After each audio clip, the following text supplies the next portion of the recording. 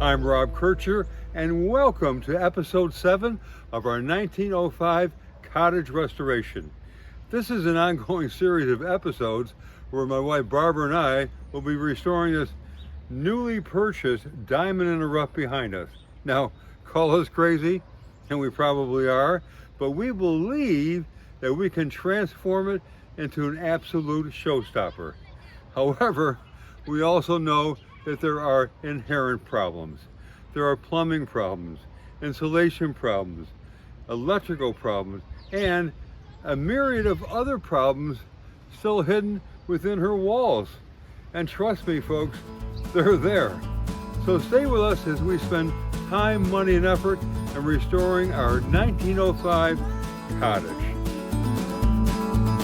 Coming up in episode 7, we'll be transforming our old pantry into a spectacular combination pantry and laundry room. And we'll be salvaging and restoring our old cabinet doors.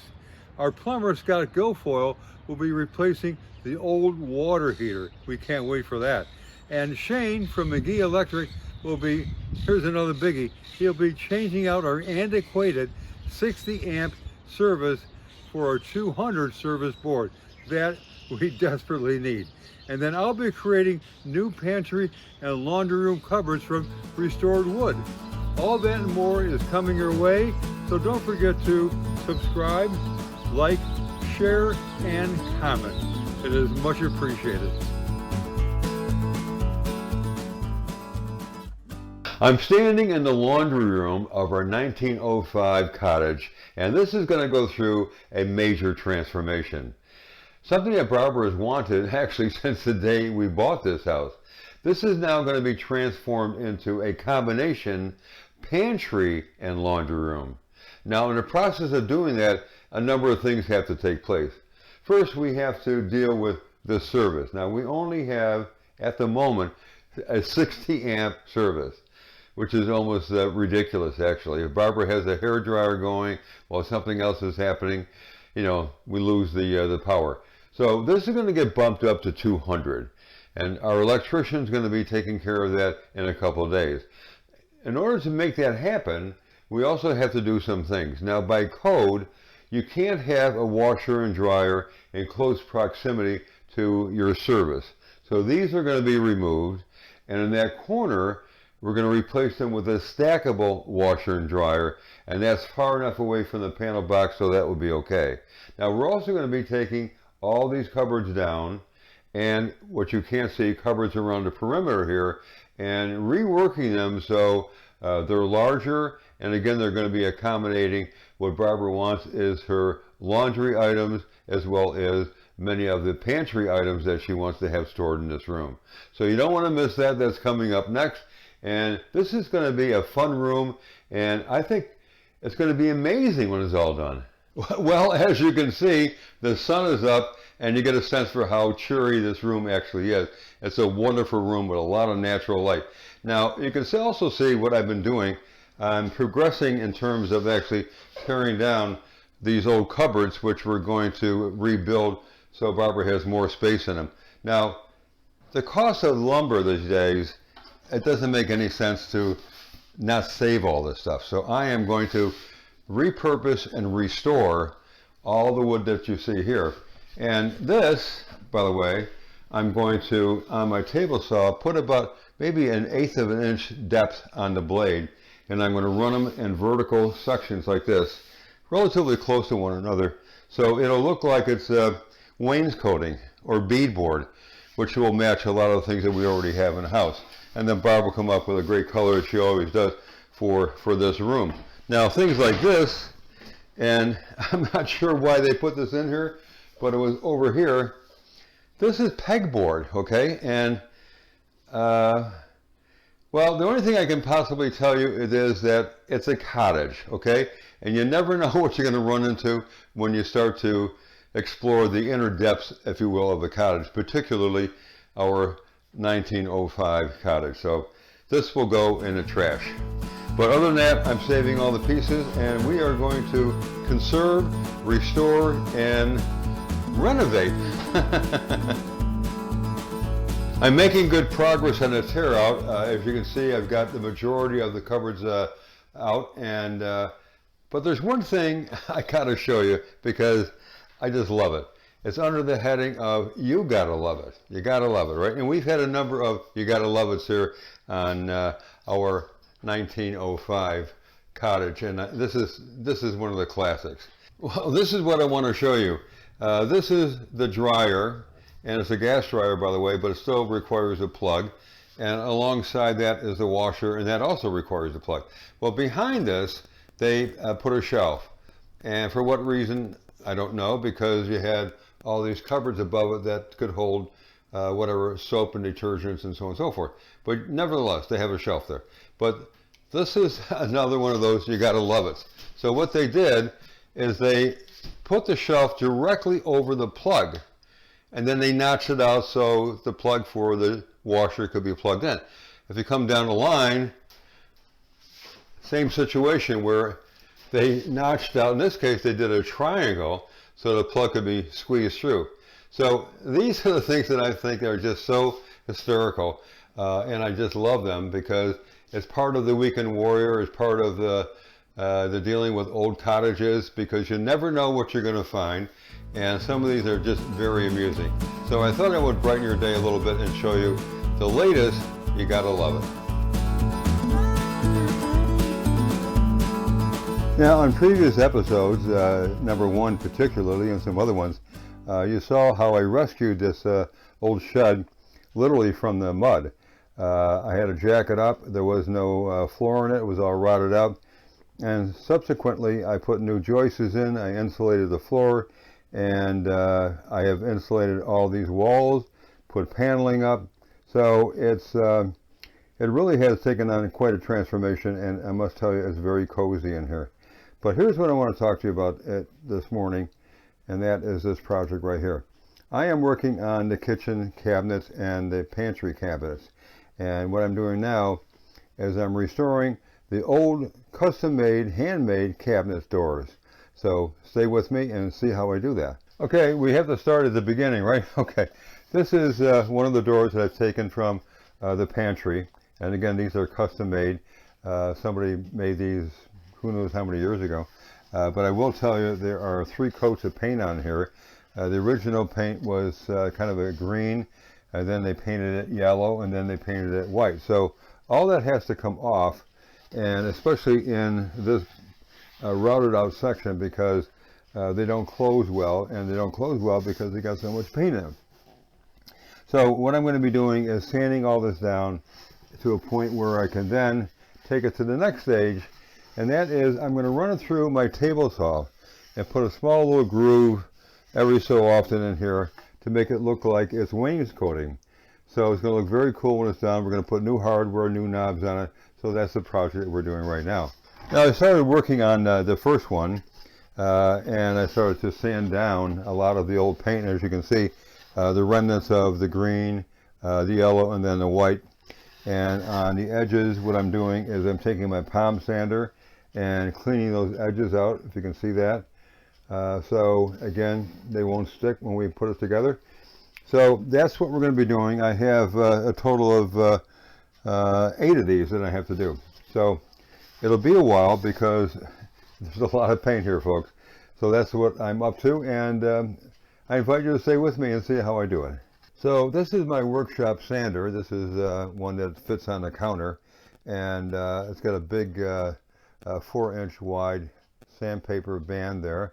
It's 36 inches long, and then I have a circular one here, and that is connected to my shop vac, so that collects all the dust, and which is a handy thing to have in small quarters, believe me. So what I'm doing is I'm just running it through a couple of passes and getting the old paint off. You know, not going crazy with it, but again, just getting a lot of the old paint off the routed portions and so on and so forth. And then we'll do that second step I mentioned before, and that's to run it through the table saw to make it look like it's wainscoting. And you'll see how that's done.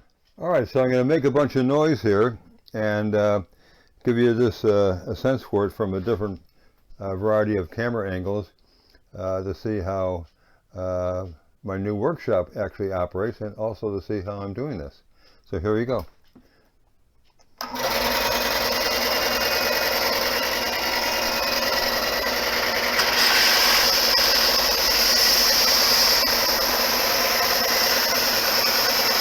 this is looking through the mirror that I have mounted on the ceiling to give you a different view.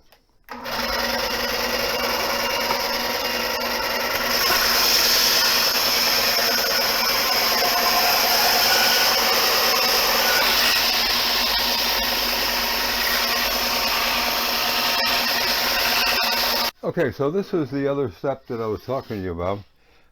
This is how I create kind of a wainscoting look by running it through my table saw and maybe about 1/8 of an inch deep, just to give it that sense of separate boards, if you will. So I'm going to turn the camera around and show you how I do that. And it's a very simple operation that anybody can do if you have a table saw and the willingness to do it. So you can see it's about 1/8 of an inch. That's about what I set it for. Not much more than that, because you want it to look natural, if you will.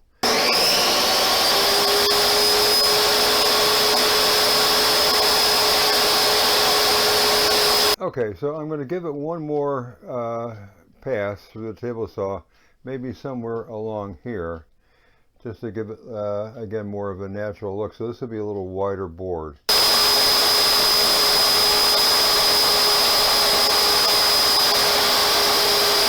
And now to give it a really nice finish, I'm going to go over it with the 220 sandpaper.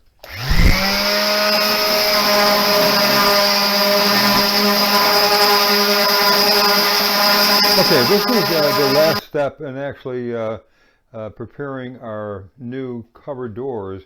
These are the original cabinet doors, and what I did is sand them down, fill in any kind of crevices that need to be repaired, and then I ran them through my table saw to put these grooves in it so it looks like beadboard. And so what Barbara's been doing is putting a number of layers of paint on both sides and so on and so forth, and this is the final coat.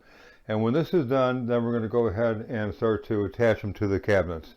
So this is exciting because our combination pantry and laundry room is finally starting to take shape.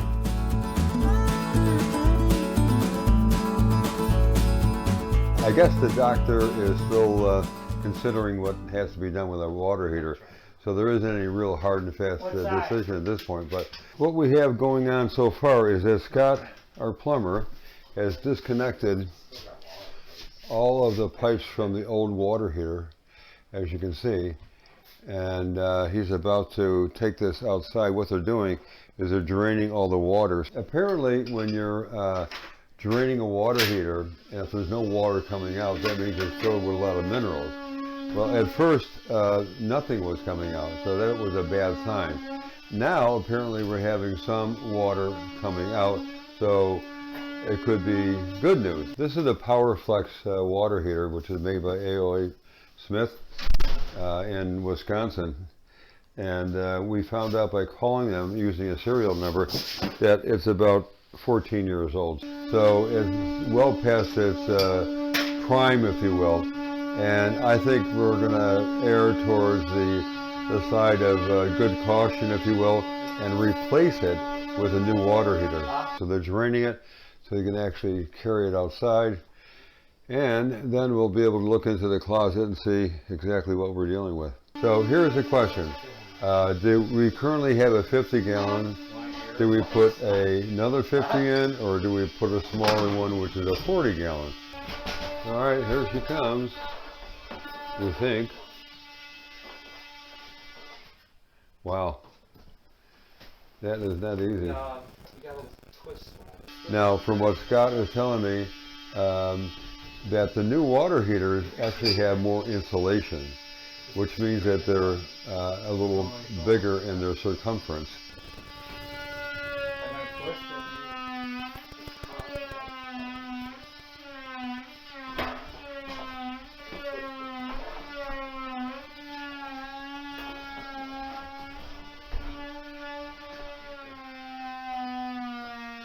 And one of the problems we have is this thing barely fits into our closet right now. So if we have a bigger water heater, are we still going to be able to close the door or not? So all those are still unanswered questions. So we're going to find out what we find out.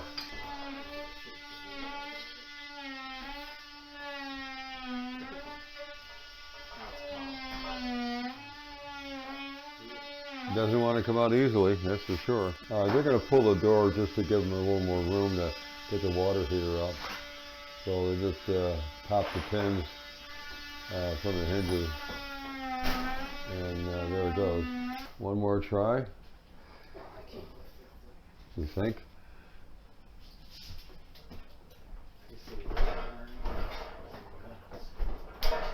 Aha, there we go.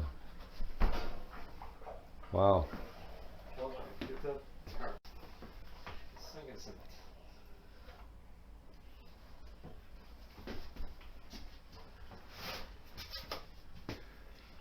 You got something to set it back on? Now let's take a peek inside here and see what we got. That is quite nasty. Well, that's okay. You got your work cut out for you. Yeah, I think. Let's put new flooring in there and then start from there. Didn't we? Yeah.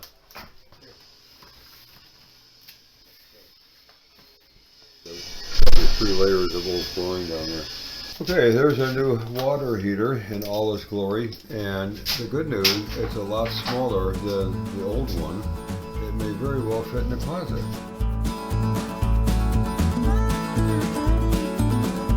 Once again, I'm here with Shayne from Magee Electric, and this is the day we've been waiting for I think 3 months. I'm not sure. I don't want to embarrass Shayne, but it's been a while. And I know he's been a very busy guy, and he's got a lot of things going on, and he's been doing a lot of things for us. This is the last hurrah, I would say, in our house.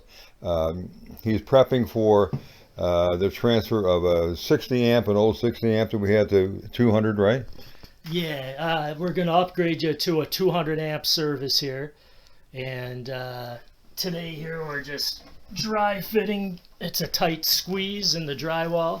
So we're getting all the wires freed up and ready to roll for tomorrow. Shayne, in my estimation, and I don't know if this is a true title, but I would call you a master electrician. Yeah, I am a master licensed electrician. Trust me, folks, he knows what he's doing. There's no question about it. I've been very impressed with Shayne. So, Shayne, again, what we're doing here is you're going from what, an antiquated old 60 amp to... Yeah, we're getting rid of this Federal Pacific. The breakers don't trip too quick, so they tend to keep arcing and burning. So they are a fire hazard, these old FPE breakers. So if anybody has these, definitely recommend to update and get rid of them. They just do not trip. That being said, I know you had the cabinets up here. We've got some exposed Romex. We're going to clean this up. We got a finished house where there really isn't anything. There's no basement underneath. There's no room up above. So what we're going to do, we're going to run this ENT conduit. So the advantage of this is that you can go around corners and so on and so forth more easily, right? Yeah, it's flexible. Yeah. So we've got it set up in your utility closet. We're actually going to come down below. We're going to have a junction box down below. The CNT is going to be running behind the drywall and then right up into our new panel box, which will be nice. We'll be able to get you some more circuits for your kitchen, which are desperately needed. So okay, kitchen and bathroom, we got you. We're going to get you a dedicated line for each. But now Shayne is making many more electrical improvements other than what the plumber did with our water heater. So tell us what you're doing, Shayne. We're going to get rid of this exposed Romex right here, and I'm going to get you an outlet right up here and a switch. We'll put a utility light up there, and then we're going to wrap right around. I'm going to test this out and see if I can get this electrical non-metallic tubing around past here, and then we're going to go right along the baseboard down low and then into a junction box, go behind into the drywall, and then up into your panel box. And then we're going to, your dishwasher here too, we're going to clean that up. And it's also going to be a raceway to get into your kitchen, because this house is a very difficult house. Yes, There's no attic. There's no access points. There's not much to work with. So it's all finished. It's our 1905 cottage. Yeah, it's all finished. Filled with challenges. That's Finished, for sure. finished surfaces. So this is an excellent way to get around. Yeah. Get the wiring in place safely. Electricians were able to change out that old 60 amp and replace it with this wonderful new 200 amp service. They still have a bunch of connections to make, but essentially it's there, thank God. And they have, I don't know if you can see, there's a plug down there, outlet that's going to have 4 plugs. They changed the direction of that plug for me. And today they're going to be making a bunch of connections that deal with some old pestering things, such as this Romex wire right here, the white one. That goes to the dishwasher. So he installed that box, which is now going to replace that Romex. This light is going to be mounted up in the ceiling, and he has another connection down here that he has to make. So it's getting there. Not fast enough for Barbara, but it is getting there. Fast forwarding, this is what our new water heater looks like in the closet, with the floor repaired and the closet painted. And as I pan up here, you'll see the handiwork of Scott and the plumbing that he did. And it all looks really, really good. We also had an opportunity to install our little vacuum cleaner. So now the closet looks absolutely amazing. Look at all this new plumbing. And the good news is this: the door actually closes.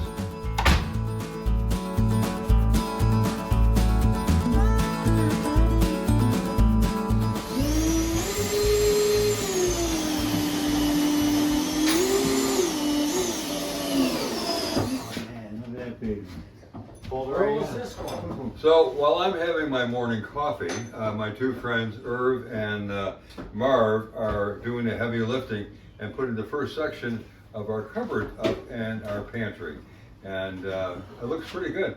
These guys are veterans in numerous trades, and I would almost trust my life with them. Not 100%, but almost. And but no, they're great guys. And shins are out, and that baby is where it is. Look at that. So we're in good shape, and section number 2 is going to be on wheels, so that can wheel out.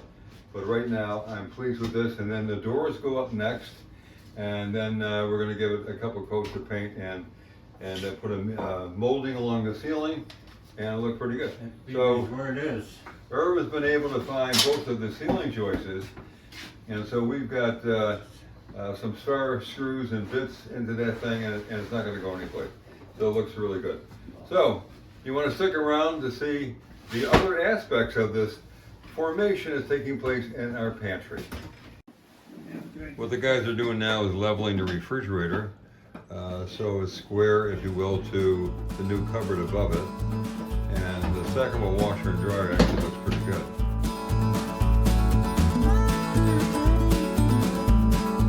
Good morning. I wanted to show you where we are right now with putting the last cabinet in our pantry / laundry room. And just to make it look a little different, we decided that we're going to make it as a bump out, if you will, so it's not just a straight line of cabinetry. This section is on wheels because we're going to need to be able to roll it out from time to time. This is what we call poplar wood. It's very good. It's my favorite wood for trim because it has no knots in it. It's just a beautiful grain. It's a hardwood, but it's very paintable, and it's just wonderful for doing trim work.